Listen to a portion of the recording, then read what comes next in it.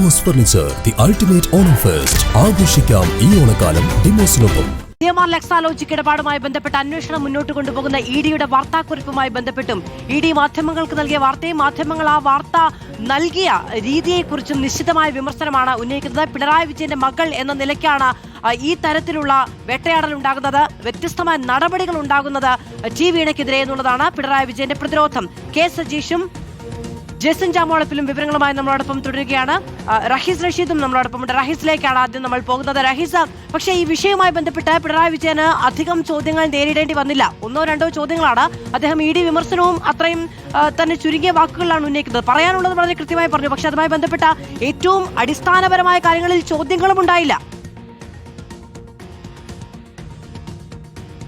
സ്വാഭാവികമായും ചോദ്യങ്ങൾ വരാത്ത പശ്ചാത്തലത്തിലായിരിക്കും പിണറായി വിജയന്റെ മറുപടിയും 1-2 വാക്കുകളിൽ ഒതുക്കിയത് എന്ന് മാത്രമല്ല, മകളടക്കമുള്ള ആളുകൾ ഇപ്പോഴും എൻഫോഴ്സ്മെന്റ് ഡയറക്ടറേറ്റിന്റെ അന്വേഷണ പരിധിയിലാണ്.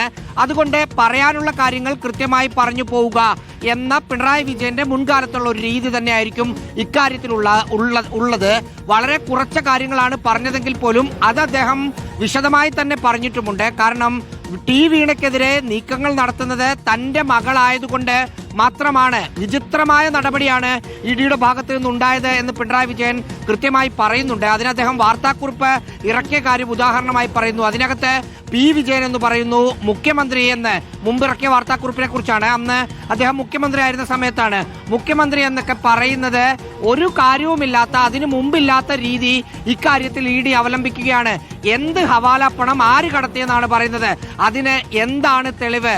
ഒരു ഹവാല പണവും ഹവാല ഇടപാടിനും പിണറായി വിജയനോ മകളോ ഭാഗവാക്കായിരുന്നില്ല എന്ന് കഴിഞ്ഞ ദിവസങ്ങളിൽ ഇ ഡി വാർത്താക്കുറിപ്പ് ഇറക്കിയതിനു ശേഷം പിണറായി വിജയൻ ആദ്യമായാണ് വാർത്താ സമ്മേളനം വിളിച്ചത്. ആ വാർത്താ സമ്മേളനത്തിൽ അതുമായി ബന്ധപ്പെട്ട കാര്യങ്ങൾ പറയുന്നു. ഒപ്പം മനോരമയ്ക്കെതിരെയും രൂക്ഷമായ വിമർശനങ്ങൾ പിണറായി വിജയൻ പറയുന്നുണ്ട്. എന്തർത്ഥത്തിലാണ് അസംബന്ധമായ വാർത്തകൾ പടച്ചുവിടുന്നത്? പിണറായി വിജയനെതിരെ എന്തും കൊടുക്കാം എന്നതാണ് മനോരമയുടെ ഒരു രീതി എന്ന കാര്യം കൂടി അദ്ദേഹം പറയുന്നുണ്ട്. ഇ ഡിയുമായി ബന്ധപ്പെട്ട് പ്രതിപക്ഷ ഉപനേതാവ് സ്ഥാനത്തും വളരെ കൃത്യമായ വലിയ തർക്കങ്ങൾ നടക്കുന്നതിനിടെ പിണറായി അർത്ഥശങ്കയ്ക്കിടയില്ലാത്ത വിധം പ്രതിപക്ഷ ഉപനേതാവ് സ്ഥാനം CPIM-നായിരിക്കും. അതിൽ CPIക്ക് ഒരു ചർച്ചയും CPIയുമായിട്ട് ഉണ്ടാവില്ല എന്ന് കൃത്യമായി അദ്ദേഹം വ്യക്തമാക്കുന്നു. പാർട്ടി പ്രതിരോധിക്കാൻ തീരുമാനിച്ചിരിക്കുന്നു എന്നത് തന്നെയാണ് പ്രതിപക്ഷ നേതാവിന്റെ ഇപ്പോഴത്തെ വാർത്താ സമ്മേളനത്തിന്റെ വാക്കുകളിൽ നിന്നും നമുക്ക് മനസ്സിലാക്കാൻ കഴിയുന്നത്. അതായത് പിണറായി വിജയന്റെ പ്രതിപക്ഷ നേതാവിന്റെ മകളായി എന്നുള്ളത് കൊണ്ട് മാത്രമാണ് ഇ ഡി ഈ നിലയ്ക്കുള്ള നടപടികളുമായി മുന്നോട്ട് പോകുന്നത് എന്നത് തന്നെയാണ് അദ്ദേഹത്തിന്റെ ഇപ്പോഴത്തെയും പ്രതികരണം എന്ന് പറയുന്നത്. പക്ഷെ എന്തുകൊണ്ടാണ് ഇങ്ങനെ ഒരു കരാർ? എന്തുകൊണ്ടാണ് ഇപ്പൊ നോക്കൂ, ലേക്കർ ഇന്ത്യ കോർപ്പുമായി ബന്ധപ്പെട്ട ഉയരുന്ന പുതിയ വിവാദങ്ങൾ, ഈ കാര്യങ്ങളിൽ ഒന്നും ചോദ്യങ്ങൾ നേരിടേണ്ടി വന്നില്ലല്ലോ പിണറായി വിജയന്.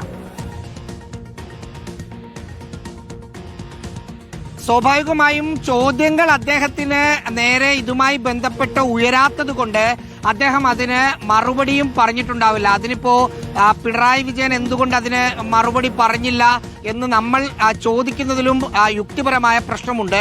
അതുകൊണ്ടായിരിക്കാം അദ്ദേഹം അത് പറയാതിരുന്നത് എന്നാണ് മനസ്സിലാക്കേണ്ടത്. വേണമെങ്കിൽ ഈ ലോക്കർ ഇന്ത്യയുമായി ബന്ധപ്പെട്ട വിവാദങ്ങളുള്ള പശ്ചാത്തലത്തിൽ ഇതിനൊപ്പം അതും കൂടി പറഞ്ഞു പോകാം എന്ന് പറഞ്ഞ് പിണറായി വിജയന് പറഞ്ഞു പോകാമായിരുന്നു. പക്ഷെ അതിലേക്ക് അദ്ദേഹം ഒരുപക്ഷെ മാധ്യമപ്രവർത്തകരുടെ ഭാഗത്ത് നിന്ന് ആ ചോദ്യം ഉണ്ടാകാത്തതുകൊണ്ട് അതിനെക്കുറിച്ച് പറയേണ്ടതില്ല എന്ന് വിചാരിച്ചിട്ടായിരിക്കും അത് അദ്ദേഹമായിട്ട് അങ്ങോട്ട് എടുത്തു പറയാതിരുന്നത് എന്ന് വേണം കരുതാൻ. പക്ഷേ പാർട്ടിക്ക് ഇക്കാര്യത്തിൽ ഒരു അഭിപ്രായ വ്യത്യാസവും ഇതിനകത്ത് ഇല്ല. ചില കോണുകളിൽ നിന്ന് അങ്ങനെ ചില വിവരങ്ങൾ പുറത്തു വന്നിരുന്നു കഴിഞ്ഞ കുറച്ച് ദിവസമായി. അതായത് അതിന് ആഡോണായി പറഞ്ഞിരുന്നത് പിണറായി വിജയന്റെ മകൾ കൈപ്പടയിൽ 20 കോടി രൂപ കൈമാറ്റം നടത്തിയതിന്റെ രേഖകളുണ്ട്.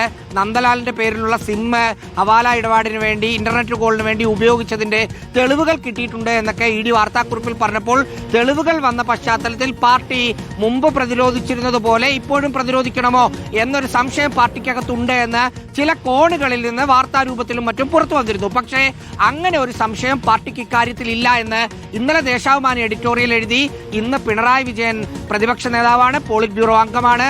അദ്ദേഹം അത് പാർട്ടി നിലപാട് കൂടിയാണ് പറയുന്നത്. മകൾ എന്ന നിലയിൽ, പിതാവെന്ന നിലയിൽ മാത്രമല്ല, പോളിറ്റ് ബ്യൂറോ അംഗം എന്ന നിലയിൽ കൂടിയാണ് പിണറായി വിജയൻ പറയുന്നത്. ഇതിൽ പാർട്ടിയെ മാത്രമാണ് ഇ ഡി ലക്ഷ്യമാക്കുന്നത്.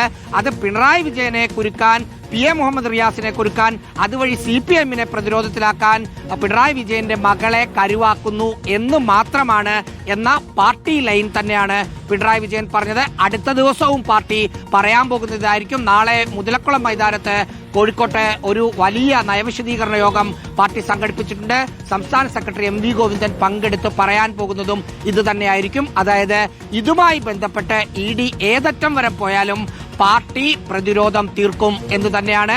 അതിന് പാർട്ടിക്ക് മുമ്പിൽ ഉദാഹരണമുണ്ട്. കരുവന്നൂർ ബാങ്ക് സമയത്ത് K രാധാകൃഷ്ണനെതിരെയും CPM-ന്റെ തൃശൂർ ജില്ലാ സെക്രട്ടറിക്കുമെതിരെ നടപടി ഉണ്ടായപ്പോൾ പാർട്ടി പ്രതിരോധം തീർത്തു. അതേപോലെ ഒരു പ്രതിരോധമായിരിക്കും ഇക്കാര്യത്തിലും ഉണ്ടാവുക. ED എങ്ങനെയാണോ മുന്നോട്ട് പോകുന്നത് എന്നറിഞ്ഞിട്ടായിരിക്കും അക്കാര്യത്തിൽ പാർട്ടിയുടെ പ്രതിഷേധ രൂപങ്ങൾ തീരുമാനിക്കുക. എന്തായാലും ഇക്കാര്യത്തിൽ ഒരു സംശയവും വേണ്ട.